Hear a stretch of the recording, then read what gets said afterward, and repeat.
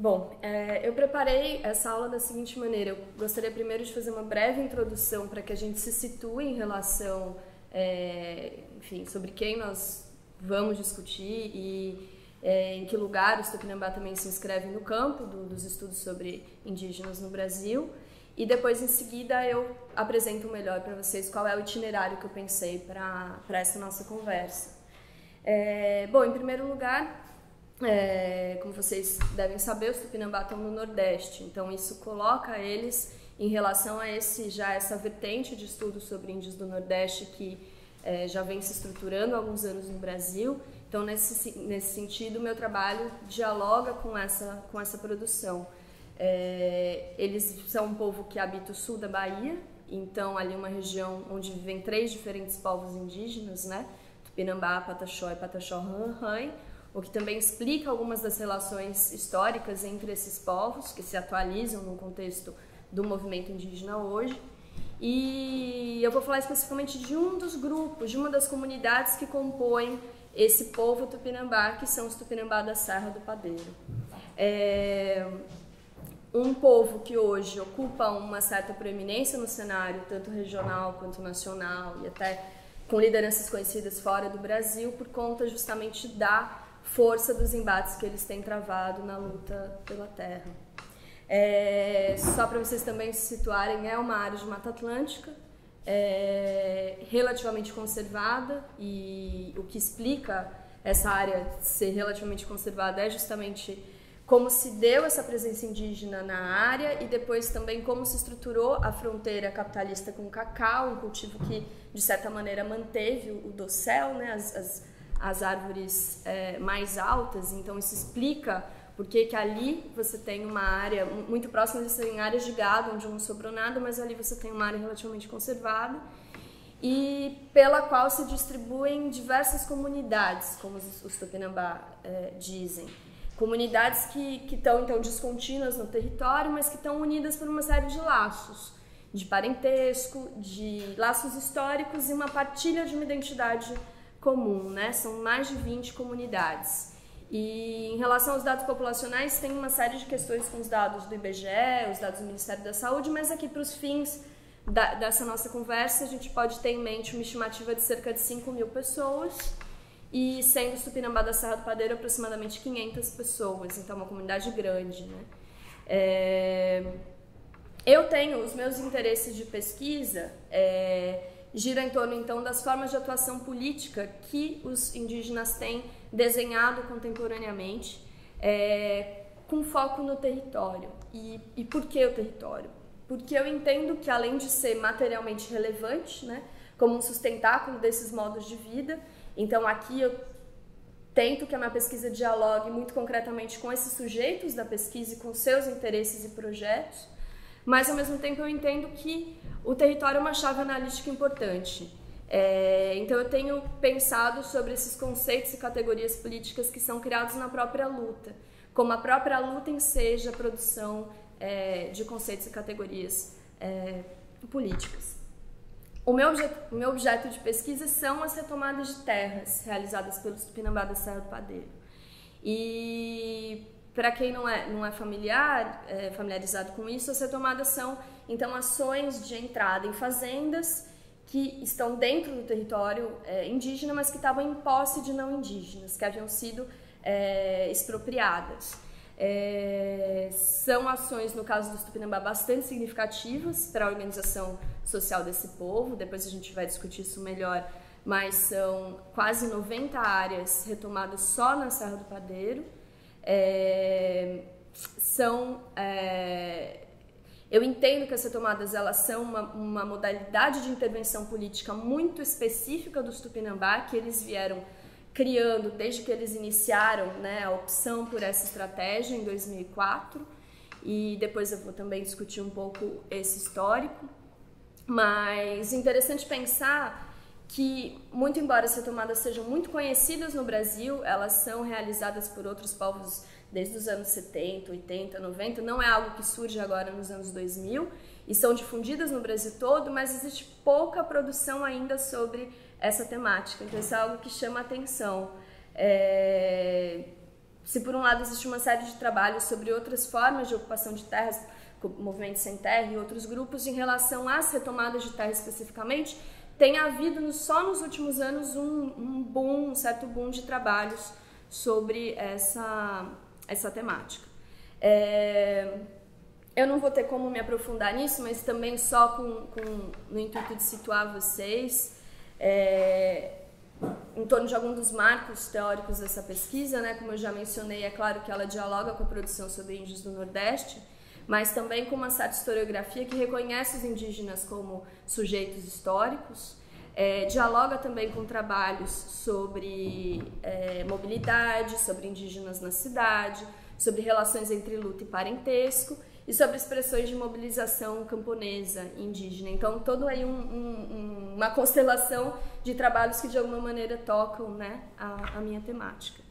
E se eu quiser destacar uma noção que acho que é muito importante na pesquisa que eu estou desenvolvendo agora, é justamente a noção de viagem da volta, que o João Pacheco desenvolveu, porque pela amarração que vai fazer entre território e etnicidade, e acho que isso vai ficar mais claro conforme eu avance na exposição. Isso tudo para chegar finalmente ao objeto dessa aula, mais circunscritamente, que é o processo, dentro desse grande marco da retomada Tupinambá da Serra do Padeiro, é o processo de retorno dos parentes, ou seja, como a realização dessas ocupações de terras se relaciona ao regresso de numerosos indígenas que estavam vivendo fora do território em função da expropriação e que agora retornam para viver no território novamente. Mais adiante eu vou discutir como os Tupinambá pensam as retomadas de terras como um processo de retorno da terra. Eles vão dizer, grosso modo, que eles nunca saíram de lá, mesmo confinados, expropriados, eles continuaram no território e o território foi sequestrado em fazendas. Então agora, quando eles desatam essas ações políticas, é a terra que retorna para eles, e não eles que retornam para a terra. É um processo, é um entendimento muito interessante que se relaciona com outros retornos também, com o retorno dos bichos, dos animais que estavam, em alguns casos, haviam diminuído, o retorno dos encantados, que são as principais entidades cosmológicas para os Tupinambá e que também foram vítimas do processo de expropriação, e o retorno dos parentes, que é sobre o que eu gostaria de me focar aqui.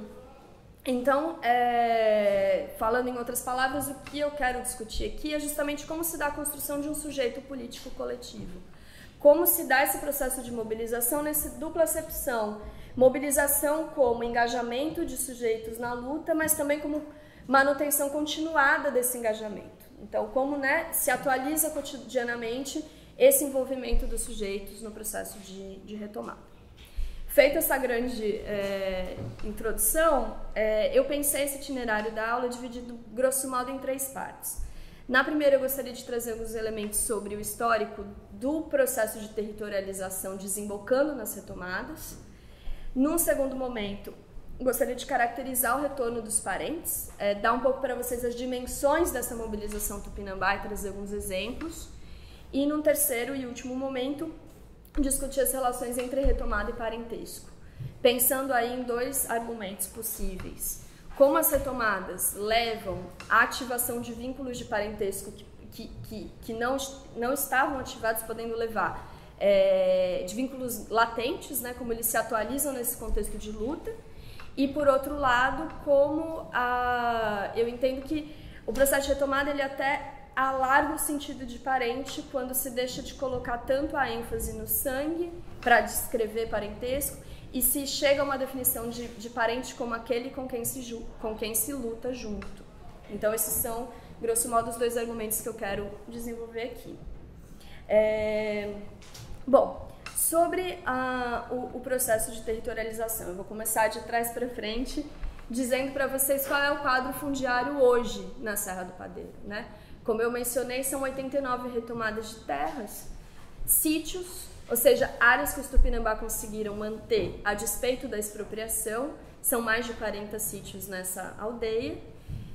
Já não há fazendas, porque eles retomaram todas, e, contudo, ainda há posses que estão nas mãos de não indígenas tidos como pequenos, pobres ou fracos, ou seja, sujeitos que os Tupinambá escolheram, como parte da sua estratégia, não retomar essas áreas nesse momento. Então, vocês podem imaginar que é uma coxa de retalhos, né? Você vai ter retomadas, sítios e posses de vizinhos não índios que estão aí envolvidos também nessa sociabilidade Tupinambá. Depois também eu vou desenvolver isso mais adiante, mas é importante já demarcar que essa é uma terra que ainda está em processo de demarcação.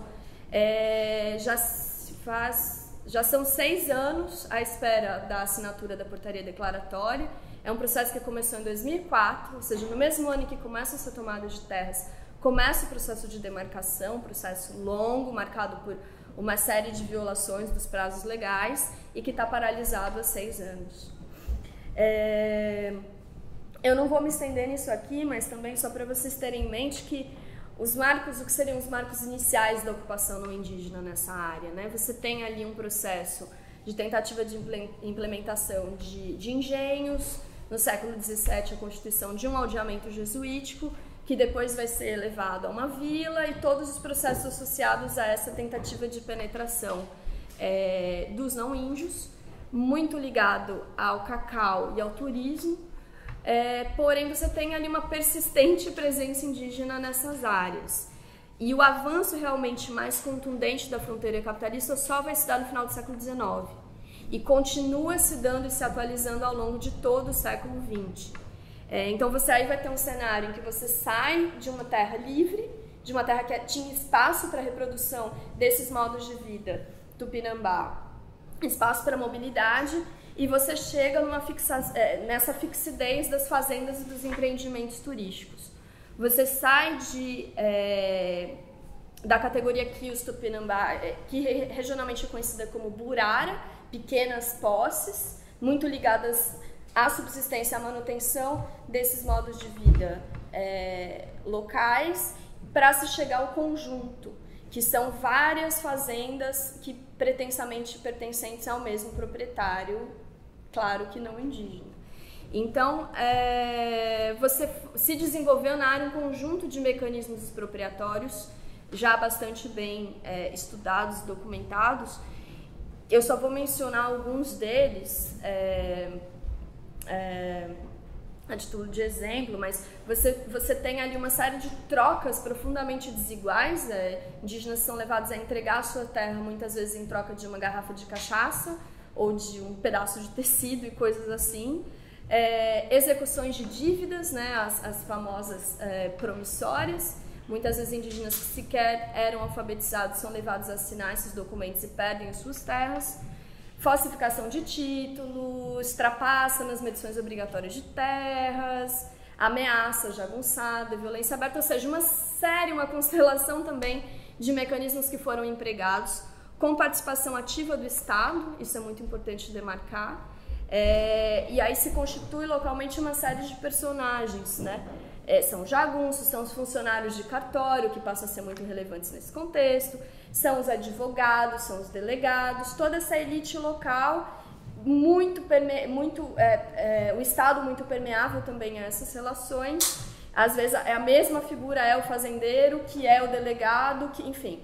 E com isso se constitui, então, um cenário que se refina com a constituição de coronéis locais. Um desses coronéis é o Manuel Pereira de Almeida, que os Tupinambá vão conhecer como o dono dos direitos, ou o dono de Una. Ele era tão poderoso que ele era entendido como dono daquelas pessoas, daquele lugar, dos seus destinos.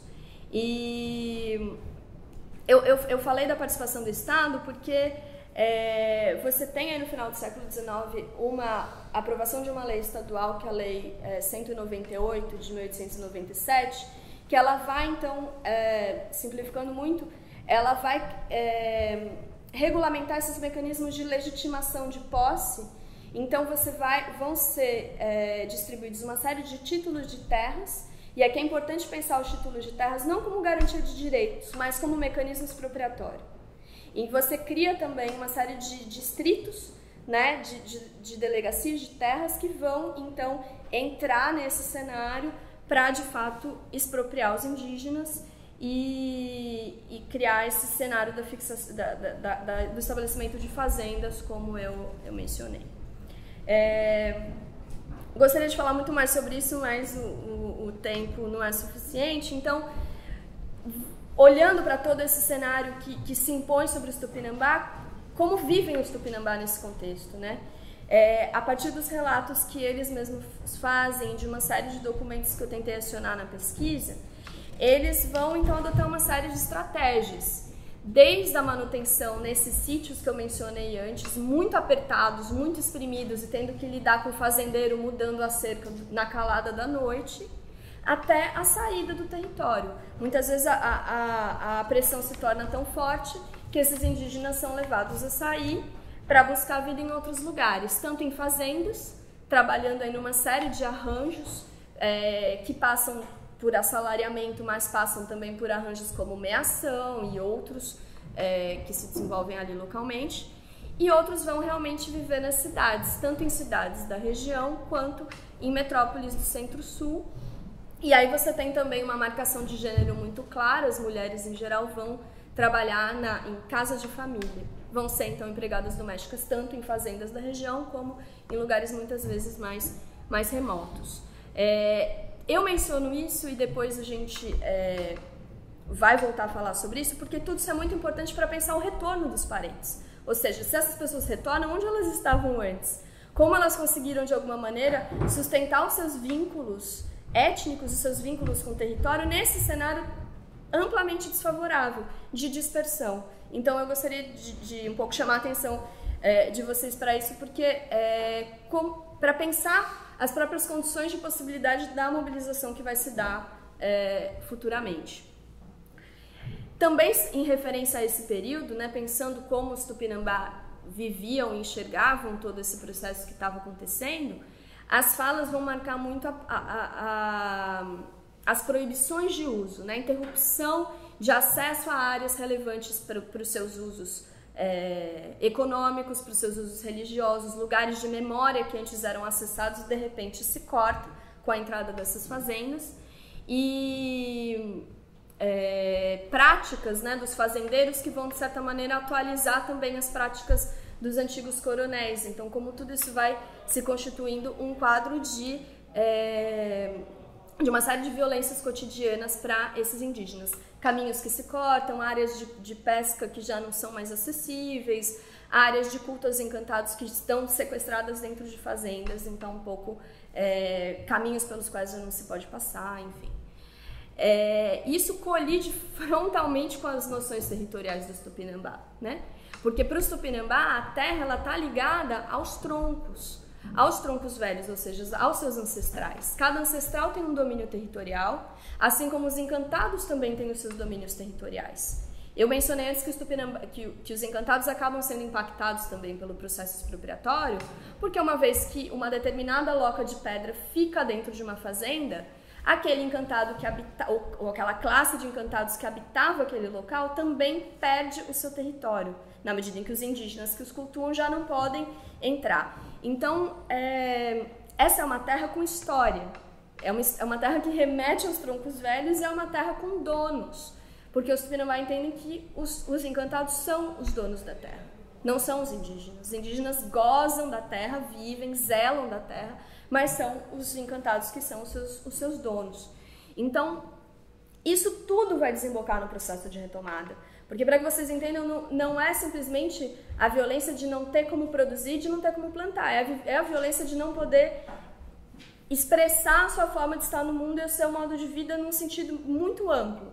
Tudo isso vai criar um caldo que, num cenário já bastante diferente, pós-Constituição de 88, já no final dos anos 90, com uma série de modificações que não dizem respeito só aos Tupinambá, mas dizem respeito ao movimento indígena num cenário mais amplo, vão levar ao início dessas ações de retomada.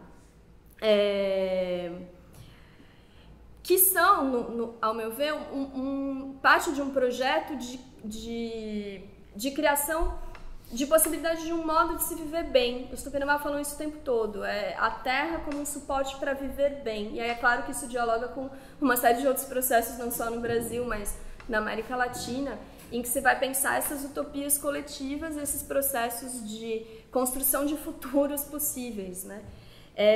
E também acho que é importante ter em mente que as retomadas de terras, elas são também um amplo processo de retomada da memória, né? Que vai ameaçar esses enquadramentos que são operados, vai desestabilizar esses enquadramentos operados pela memória hegemônica que sempre se impôs na região, que sempre foi a narrativa do pioneiro, sempre foi a narrativa dos coronéis. Quem está lá no busto, com o busto numa praça da cidade, claro que não é um indígena tupinambá, é o doutor Manuel Pereira de Almeida, que eu mencionei antes, que é o coronel. Então, como também um processo de retomada vai desestabilizar essas narrativas. Elas começam em 2004, como eu falei, até 2013 são realizadas 20 e poucas retomadas. 2013 é um marco importante, tem uma aceleração sem precedentes do número de retomadas, do processo de retomadas, tanto que chegamos hoje em 89. Então, de 2004 a 2013 são 20 e poucas, de 2013 para cá você chega num total de 89 retomadas. Claro que isso não se faz impunemente, você tem também uma ofensiva muito grande anti-indígena, com uso de forças paramilitares e também com o uso de forças militares, né? Em 2013, então governador Jacques Wagner demanda o envio de forças de segurança, né, forças do aparato repressivo do Estado para lá, a presidenta Dilma aceita, então mais de 500 agentes de várias forças repressivas do Exército, Força Nacional de Segurança, entre outras, vão e militarizam essa área. Então tudo isso se dá em 2013, quando a estratégia dos Tupinambá atinge aí o ápice. Você também tem uma série de processos muito violentos que vão levar inclusive à morte de alguns indígenas. Eu não tenho como me aprofundar muito aqui nesse fio, né, nessa meada cada retomada tem obviamente a sua história em particular, as suas causalidades, isso é muito interessante também de ser pensado. Mas o que eu gostaria de enfatizar muito, fechando esse bloco, é a historicidade das retomadas. Como elas devem ser pensadas como um processo dinâmico e um processo que muda. Os Tupinambá, quando eles falam do período antes de 2013, eles dizem que eles viviam embolados. Ou seja, várias famílias extensas, várias pessoas vivendo na mesma retomada, porque você ainda tinha poucas retomadas, né? E eles dizem que hoje eles estão começando a viver esparramados, sendo que cada retomada vai estar associada a uma família extensa, às vezes até uma família nuclear. E eles vão ver esses dois cenários com vantagens e desvantagens, né? E vão refletir muito ativamente sobre isso. Eu acho que isso é importante demarcar. Enquanto se luta, se pensa na luta, para onde ela está apontando e como intervir nesse processo para se levar aos desfechos que coletivamente se quer criar. Então, cada retorno, a gente vai falar dos retornos de parentes, cada retorno precipita novas transformações. E cada parente que retorna encontra uma aldeia diferente daquele que retornou antes. Então, eu acho que qualquer descrição que seja cristalizadora das retomadas perde esse elemento que é a enorme capacidade e criatividade dos Tupinambá de reinventar o movimento enquanto fazem movimento. Em 2016 eu fiz um censo que contou quase 500 pessoas na Serra do Padeiro, e aí eu procurei também fazer aplicar questionários, né, para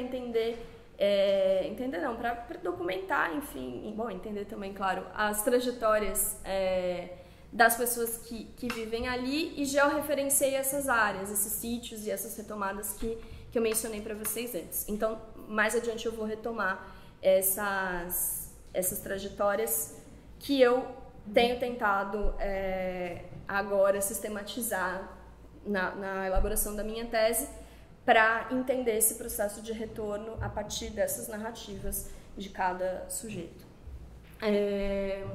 Então, avançando para o segundo momento da fala, pensando já no retorno dos parentes, eu mencionei, mas eu gostaria de voltar para a questão da diáspora, para como esses Tupinambá estavam esparramados no mundo. Eles falam, estávamos espalhados no mundo antes de que o processo de retomada começasse. Tem uma professora que eu entrevistei, que acho que até os 10 anos de idade ela tinha vivido em 11 fazendas, ou 9, não, eram 9 fazendas, ou seja, quase uma por ano, né?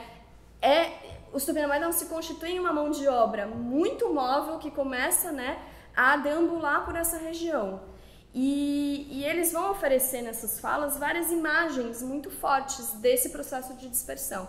Eles vão falar, por exemplo, de um burro carregado de menino, ou seja, um animal que às vezes é a única coisa que a família tem, com os caçoás, né, as cestas do lado, cheias de criança, e vão tentar procurar um lugar para viver. Ou vão falar também, por exemplo, da ausência de lugar para enterrar o cordão umbilical. Você andar anos e anos e anos carregando o cordão umbilical do seu filho porque você não tem uma terra própria ou um lugar para enterrá-lo. A entrega de crianças para adoção, a prostituição no caso das mulheres, casos de loucura, de adoecimento, desaparecimento, morte, isso está presente em todas essas narrativas consideradas conjuntamente. Eu procurei fazer, como eu disse, um levantamento quantitativo e qualitativo dessas trajetórias. E aí aparece uma série de destinos, né, que são recorrentes, aparecem ocupações recorrentes também. Eu procurei também entender quais eram as situações de moradia, de posse da terra desses sujeitos nesse período de dispersão física e como também as redes de relações que eles mantinham levavam à escolha de determinados destinos ou levavam à obtenção de determinados empregos. Então isso foi ficando bastante claro a partir do cotejo dessas narrativas, que marcam muito, enfatizam muito a precariedade da vida fora do território, né? São falas de pessoas que presenciam execuções policiais em favelas, ou de pessoas que, por exemplo, alguém que se emprega na construção civil e não tem sequer onde morar e mora dentro do esqueleto do próprio prédio em construção, ou um derrubador de árvores na Amazônia que tampouco tem onde morar, mora ali num abrigo improvisado dentro da floresta. Então, claro, de novo, o caso das mulheres que vão sofrer todo tipo de abuso nessas casas de família. Então, são narrativas muito carregadas também, muito carregadas de trauma e que vão trazer esse elemento de isolamento, de confinamento. A cidade sempre é marcada como um local de confinamento em que você estranha tudo, em que você sente falta da comida, dos parentes, de um modo de vida muito mais livre, como eles demarcam, né? Tem algumas narrativas que são fantásticas, acho que eu não vou ter tempo de falar sobre elas, mas em que a cidade aparece como um lugar da doença e da morte. Isso é recorrente nas narrativas também. E a fazenda aparece como um lugar de proibições arbitrárias e de privações, né? Desde não pode comer o fruto do pé, o fruto cai no chão e apodrece, mas o fazendeiro diz que não é para comer, até não poder plantar, manter um quintal, manter uma horta, enfim. Então, me interessa discutir isso porque eu entendo que o sofrimento e a rememoração desse sofrimento tem um papel político muito importante no processo de retomada. Os Tupinambá o tempo todo ao estabelecer quais são as causas mais profundas da retomada, eles vão falar tanto do martírio dos antepassados, ou seja, dos massacres, desde o período colonial, até todas essas violências que esses sujeitos trazem, né, inscritas nos seus corpos também, enquanto lutam. Então, eu entendo que esses traumas, eles todos vão... o trauma da dispersão, tanto para os que ficaram como para os que saíram, que são transmitidos, né, ao longo das gerações, eles vão ser acionados no processo de retomada. O que me leva a pensar, então, que a gente está falando de uma luta, que é a luta, como os Tupinambá dizem, da retomada, mas que ela é alimentada por várias outras lutas, e algumas das quais transcorrem fora do território Tupinambá. Então, eles têm, quando eles vão descrever, por exemplo, o que é criar os 5 ou 6 filhos sozinha na cidade, muitas vezes as mulheres vão descrever isso como uma luta também. E essas várias lutas que estão acionadas e desembocam no processo de retomada. Mas também é importante demarcar aqui o que eles entendem como as dimensões mais positivas da saída da aldeia. Porque sair é enfrentar tudo isso que eu falei, é enfrentar o mundo dos brancos, discriminação, racismo, uma série de coisas, mas também é descobrir o mundo, é aprender. Aprender novas habilidades manuais, aprender a tirar cartas no tarô, aprender a cantar um estilo diferente que não se canta na região, e é aprender histórias. E acho que isso é muito importante também para um movimento como o Tupinambá, em que as narrativas e as histórias são muito centrais, em que o processo de retomada se constrói na luta, ali na ação direta, mas também se constrói enquanto eles contam uns para os outros a sua valentia, como eles enfrentaram, como eles fizeram frente ao fazendeiro. Então, quando esses sujeitos saem, eles retornam com novas histórias que compõem esse grande cabedal de histórias Tupinambá, e tudo isso vai ser acionado no processo de retomada. E eu já adiantei isso antes, mas gostaria de voltar para esse ponto, que eu acho que ele é central, que é essa tendência de manutenção de vínculos entre parentes e vínculos com o território. Aqui não tem contradição entre dizer que há rupturas, que parentes desaparecem, parentes morrem, tem famílias em que não se sabe o paradeiro de várias dos seus parentes que saíram, mas é incrível pensar como nessa conjuntura completamente desfavorável, o grupo étnico se manteve a ponto de você ter retornos de pessoas de 20, 30 anos depois e que voltam e se sentem chamadas a constituir esse movimento com seus parentes. E aí, os Tupinambá, então, eles desenvolveram uma série de estratégias nesse período de dispersão, por exemplo, tentando não ir tão longe, tentando ganhar a vida ali num acampamento, no assentamento da reforma agrária próximo, ou trabalhando em uma fazenda perto, ou fazendo esforço, se eles já não tinham terra dentro do território, para comprar uma terrinha vizinha, ou preferindo as cidades vizinhas à saída para as metrópoles do Centro-Sul e outros lugares. Isso também é muito recorrente nas trajetórias. Mas mesmo quando eles saíam, você tem...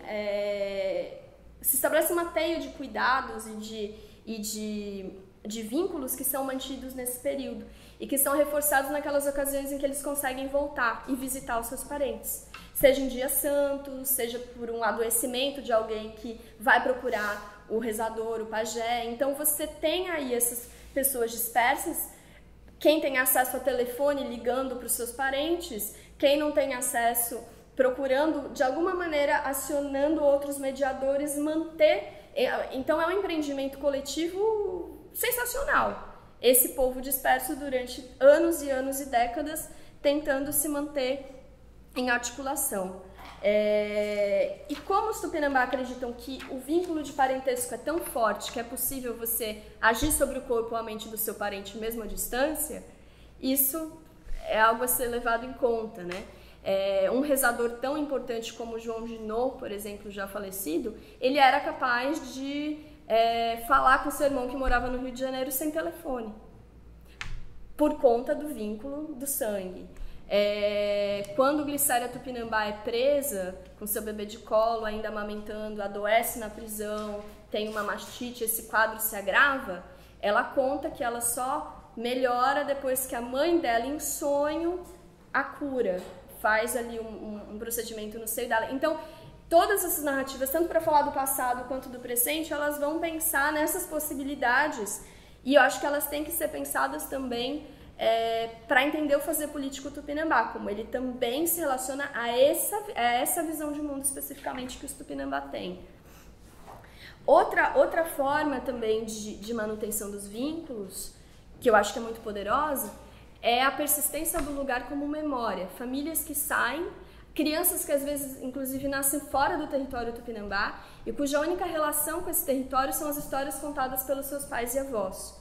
E depois de 30, 40 anos chegam ao território Tupinambá pela primeira vez com uma coleção de histórias como se elas conhecessem de primeira mão o território, mas todo um conhecimento mediado pelas narrativas dos seus familiares. Então, tudo isso para dizer que esse período de diáspora, ele tem que ser central na análise sobre a mobilização, porque como que o retorno se dá? O retorno se dá a partir dessa manutenção de vínculos nesse período, né? E também, para pensar mais contemporaneamente, esse coletivo de ação política que os Tupinambá produzem, que compõe e aceita compor pessoas que estão fora da aldeia circunstancialmente. Os Tupinambá, muitas vezes, eles marcam a diferença entre morar na aldeia e fazer parte da aldeia. Então, se você tem um filho trabalhando em Porto Seguro, circunstancialmente, ele mantém os seus vínculos, ele é parte da aldeia. Inclusive, ele pode voltar para ajudar no processo de retomada, ele a qualquer momento pode voltar. As escolhas de termos, inclusive, dos Tupinambá são muito reveladoras.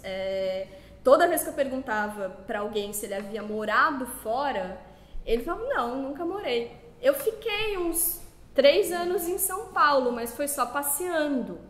Mas que passeio era esse? Não, fui trabalhar.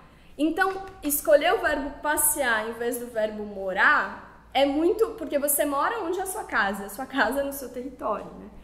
Então, isso é algo que a gente tem que levar em conta. Então, partindo já para a questão desse retorno, então, dos parentes que eu mencionei já tantas vezes, praticamente todas as famílias Tupinambá registram retornos, né? Em alguns casos são dados muito impressionantes. Tem uma família extensa, por exemplo, que antes do processo de retomada era composta ali na aldeia por 15 pessoas e hoje são 72. Então, eles no começo viviam em um pequeno sítio, hoje estão espalhados nesse sítio em mais 5 retomadas. Então, foi a disponibilidade de terra que permitiu que essas pessoas voltassem, mas que também permitiu que eles se casassem, tivessem filhos e isso não implicasse uma nova dispersão, né? Vários exemplos de trajetória, eles deixam muito claro que não dá para pensar na ideia de trajetória sem retorno, né? Que alguns autores pensam que uma vez que o cara saiu, foi morar em São Paulo, no ABC, trabalhar numa fábrica, ele se proletarizou. Vários exemplos de pessoas que saíram muito jovens, passaram 20 anos morando, sei lá, em São Bernardo do Campo e retornam e se integram a essa vida na aldeia e produzem e fazem um movimento também. Então, é uma série de trajetórias que vai indicar essas possibilidades de refazer a sua própria vida a partir do movimento de retomada. O retorno, ele geralmente é precipitado pelo chamado de um parente. Uma mãe que liga e fala, meu filho, volte, tem aqui uma retomada que é bom, venha cá e tal. Mas esse talvez seja ali o motivo mais imediato. Mas quando eles vão explicar o motivo em última instância do retorno, é o chamado do sangue, é o chamado dos encantados.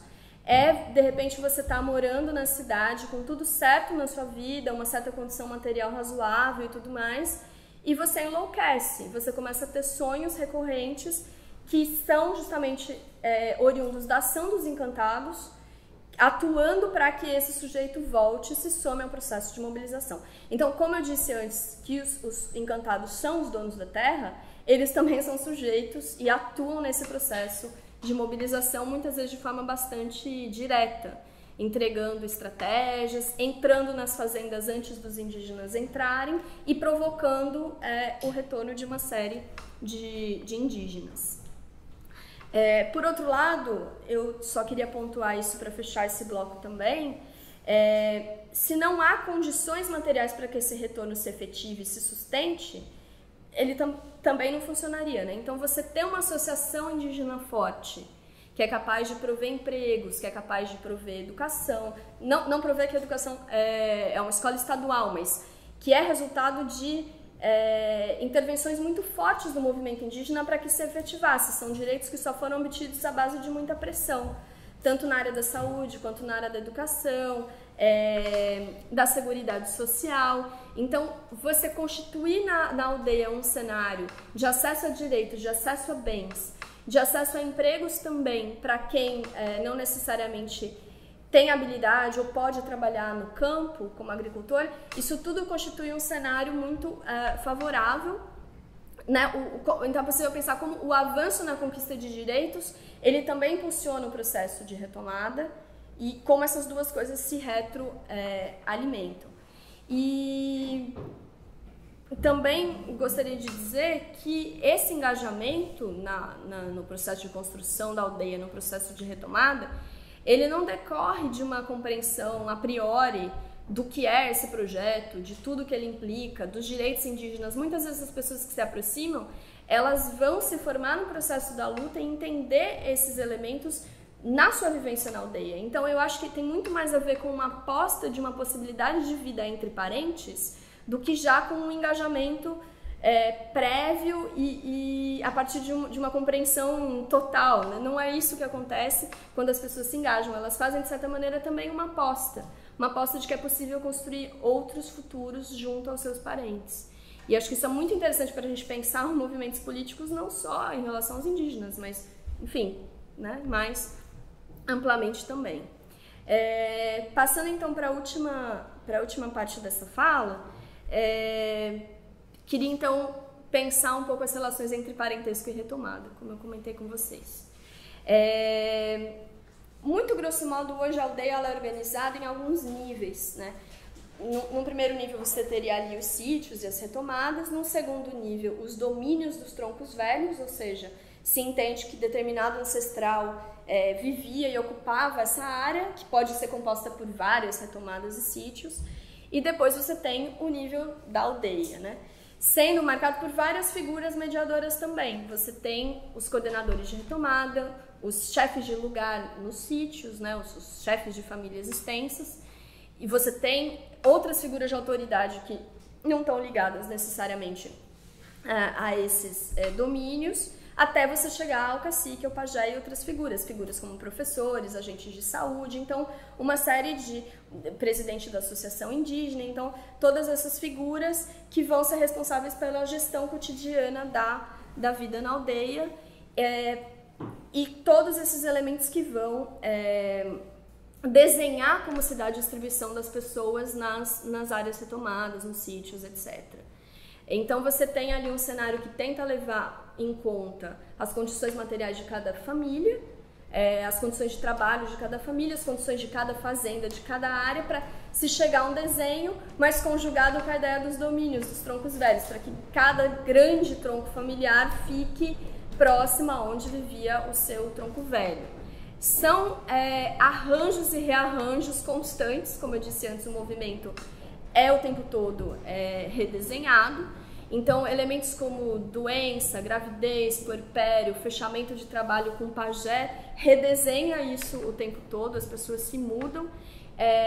Amizades, inimizades, brigas, decisões estratégicas também em relação à proteção de determinadas pessoas, ou colocar alguém que conhece muito bem uma fazenda nessa fazenda. Então, todos esses rearranjos são constantes. Não é possível pensar numa estrutura engessada, né? O movimento não é engessado e a distribuição nas áreas tampouco. Então, acho que existem elementos de permanência, é claro, existem os domínios dos troncos velhos, como eu falei, que mais ou menos desenham esse território, mas existe também esse entendimento de que é preciso criar esses desenhos constantemente. Uma coisa interessante para marcar é o contraste entre os sítios e as retomadas. Os sítios, como eu falei, são aquelas áreas que, a despeito da expropriação, os indígenas conseguiram manter e que são, então, muito ligadas a uma família extensa, uma determinada família que tem ali o seu chefe de lugar e tudo mais, como a principal figura de autoridade. E você tinha contrastes muito interessantes entre sítio e retomada, porque uma série de acordos coletivos que valem para as retomadas não valiam para os sítios, porque se entende que esses chefes de lugar são também autoridades. Então, como também a própria figura do cacique tem o seu poder matizado pelo poder desses chefes de lugar. Então, por exemplo, quando uma família passa para a lei de crente e diz que não vai mais no toré, como eles dizem, de repente a comunidade decide que ela não pode mais viver em uma retomada, porque se ela não vai no toré, o toré é constitutivo da retomada, ela está rompendo esse acordo coletivo, ela não vai mais viver na retomada. Mas ela nunca vai ser expulsa de um sítio, porque o sítio é o lugar que aquela família manteve ao longo do tempo. Então você tinha ali uma série de contrastes para a gente também não pensar nesse território de forma homogênea. e relações que são negociadas constantemente. Conflitos entre troncos, conflitos entre partes de troncos, entre indivíduos, ou decisões do cacique que desagradam o chefe de lugar, tudo isso tem que ser negociado constantemente. E o né? Tanto em espaços mais oficiais, como espaços de reunião, da assembleia, como em outros espaços, os espaços da fofoca, no uso do prestígio de determinadas famílias, uma série de uma costura muito complexa e que eu entendo que os Tupinambá têm sido bastante hábeis. Para quê? Para que como eu disse antes, mantenha a mobilização, para que você não atraia os parentes e depois, na primeira briga, todos saiam de novo, alguns até saem, mas para que você mantenha nesse fluxo de saídas e chegadas que é possível identificar, para que a tendência seja uma tendência de retorno, é preciso pôr, então, em prática uma série de habilidades políticas ligadas à convivência, e a convivência com a divergência, com os desiguais, com as brigas e com as imagens que um tronco familiar, por exemplo, faz do outro, um parente que chama o outro de preguiçoso, o preguiçoso, o tido como preguiçoso que chama o outro parente de ganancioso porque trabalha demais. Então tudo isso é negociado constantemente. Porém, como eu disse antes também, as coisas estão mudando, né? Não sei se vocês se lembram, eu mencionei que antes se vivia embolado, hoje se vive mais esparramado. Antes, vários membros de diferentes famílias extensas viviam na mesma retomada. E hoje você tem uma tendência às retomadas estarem mais identificadas a uma família extensa, o que as torna muito mais próximas de um sítio, se você parar para pensar. Então, de novo, fica aqui bastante claro como essas descrições muito cristalizadas não dão conta do que é esse modo de fazer política tupinambá. E, sim, como eu mencionei antes também, né, parentes que lutam juntos brigam, parentes que lutam juntos discordam. É muito comum, bastante comum realmente, encontrar pessoas que não se falam, que estão brigadas por algum motivo, mas que na hora da bala, na hora de ir pra cima, uma entra para defender a outra.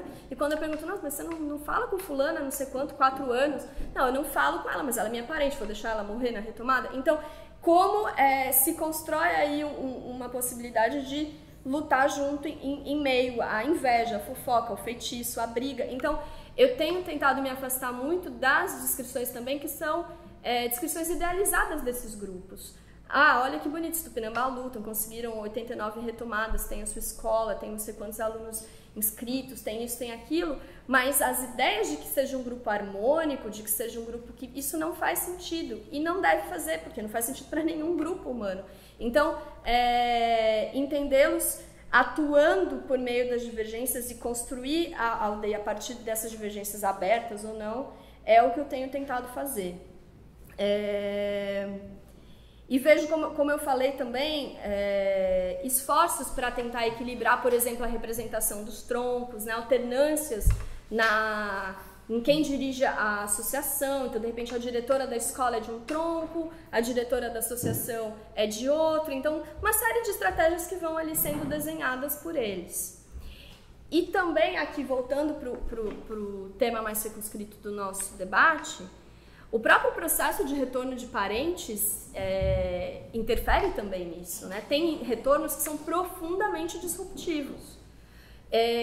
Um parente que volta e de repente reaciona ali uma briga de 20 anos atrás com outro parente. Como você lida com isso? São retornos esperados, acalentados, as pessoas realmente têm ali uma vibração que antecede cada retorno, uma expectativa, mas também tem um pouco essa ansiedade de saber como a pessoa vai se adaptar à vida na aldeia depois de talvez ter vivido 30 anos fora.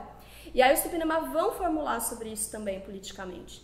Eles vão desenvolver algumas ideias em torno, por exemplo, do que é o vício da cidade, ou do que é o fulano não sabe trabalhar em aldeia, ele só sabe trabalhar em regime de fazenda. Então a ideia de que as pessoas também não chegam prontas e que é preciso refazer esses acordos e é preciso eventualmente tem uma descrição que eles fazem de que as retomadas são um laboratório de como se viver junto. Então, essa ideia eu acho que é muito potente, muito interessante, porque como eu disse, as pessoas chegam e trazendo tensões materiais, vai ficar nessa retomada, brigou com o vizinho, vai mudar, e como tudo isso tem que ser manejado pelo grupo. Outro aspecto que eu acho que é muito importante também para pensar esse manejo das tensões cotidianas é um entendimento na aldeia de que há distintos modos de participar, há distintos modos de fazer parte do movimento. Não é todo mundo, mesmo as retomadas sendo centrais para a organização social dos Tupinambá, nem todo mundo participa de retomada. Tem gente que fala, não, meu coração não dá, eu fico muito nervoso, eu não vou. Ou tipo, olha, desde o começo que eu entrei... Tem gente que não diz por quê, tem gente que diz, olha, desde que eu entrei aqui, eu já avisei logo o cacique que eu iria em tudo, mas eu não faria retomada. Então é muito interessante pensar que aquilo que pode ser entendido como coração do movimento, você tem gente que é da aldeia, é lido como sendo da aldeia, participa de tudo, mas não necessariamente faz, às vezes porque é velho, porque é doente, ou porque não quer. Então você tem ali distintos níveis e formas de participação, e formas de participação que mudam ao longo do tempo também. Eu me lembro muito bem de uma família que, antes de 2013, eles eram muito discretos na participação nas atividades comuns da aldeia, e eles não participavam de retomadas, nunca iam, eles ficavam muito discretamente no sítio deles. Só que em 2013, como esse sítio está ao lado de uma retomada importante, eles foram sitiados pelo fazendeiro, e eles ficaram sob fogo cruzado durante muito tempo. E os parentes, os outros que estavam mais na linha de frente, cercaram e os defenderam.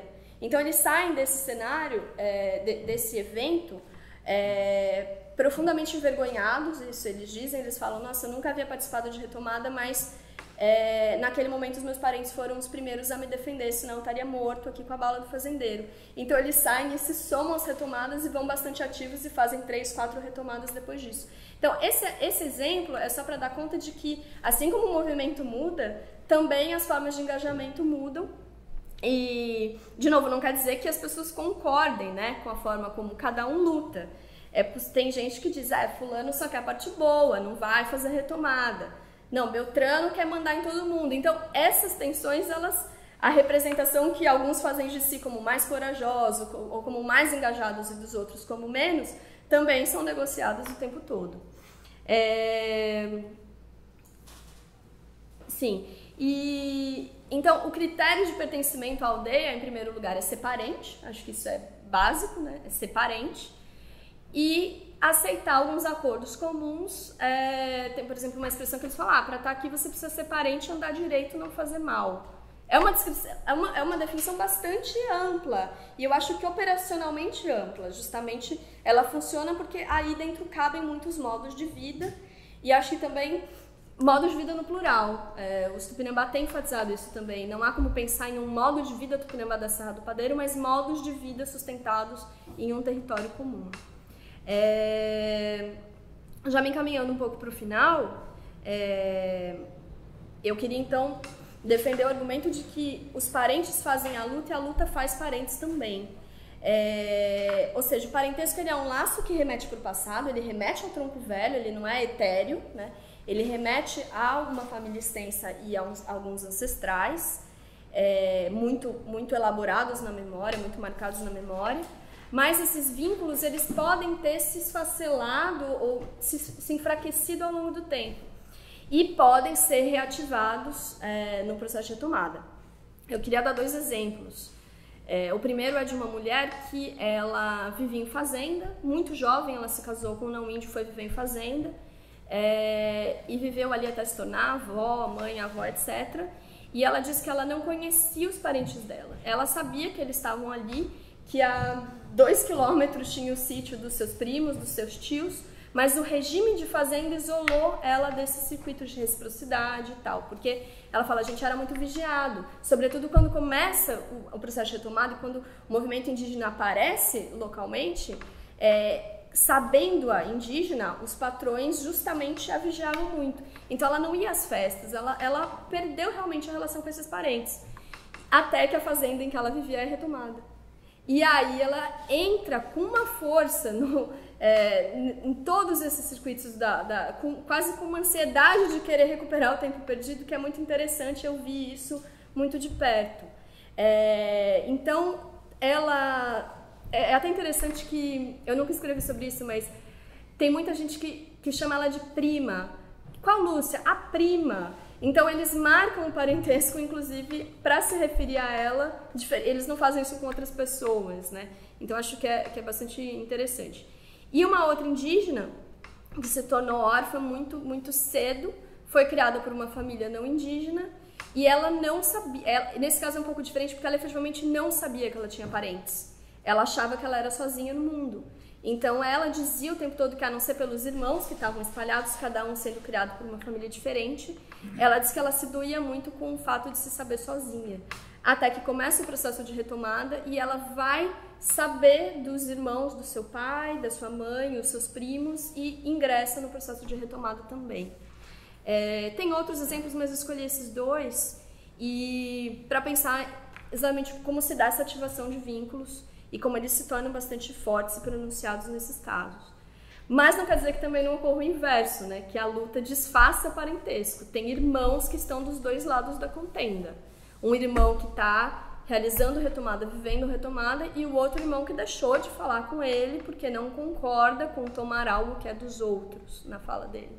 Então você tem rupturas. E às vezes não necessariamente se dão dessa maneira, né, como ali uma divergência aberta, mas se dão pelas próprias dinâmicas da luta e da repressão nessa área. Você tem, por exemplo, indígenas muito idosos que depois do ataque de 2013 saíram da aldeia, porque quase morreram no coração com os ataques, com as bombas, com tudo mais. Então você tem familiares que às vezes por uma série de razões saem da aldeia, ou familiares que não vivem na aldeia, mas deixam de visitar os seus filhos e filhas por medo de entrar nesse território, que aparece também na imprensa local como um território violento, perigoso, etc.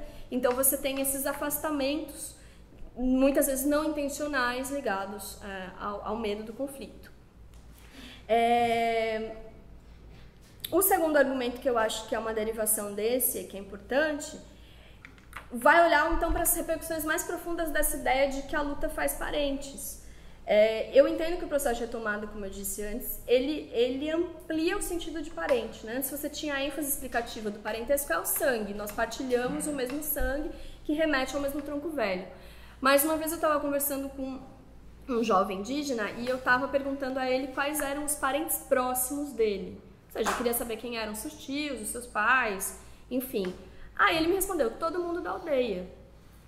Aí eu reformulei a pergunta e falei, não, mas quem são seus tios, quem são seus avós? Ele me respondeu prontamente quem eram os tios e os avós, mas toda vez que eu tornava a fazer a pergunta, quem são seus parentes próximos, ele dizia, todo mundo da aldeia. Então, a gente precisa levar em conta que tipo de laço, de vínculo profundo que se desenvolve com quem luta junto, com quem às vezes passa 12 horas dentro de um oco de uma árvore resistindo ao ataque da Polícia Federal, com quem vai partilhar a vida, a construção da vida ali nos escombros de uma área retomada, com quem de repente não se entende ou não é parente de sangue, ou seja, são de famílias extensas diferentes, mas naquele momento que eles viviam embolados, vai criar vínculos muito profundos e duradouros a ponto de hoje escolherem continuar morando juntos a despeito de não serem da mesma família extensa. Então eu acho que pensar parentesco, no caso Tupinambá, pelo menos, é pensar na relação com o processo de retomada e como isso é construído contemporaneamente por eles. Acho que era mais ou menos isso que eu queria falar. Obrigada.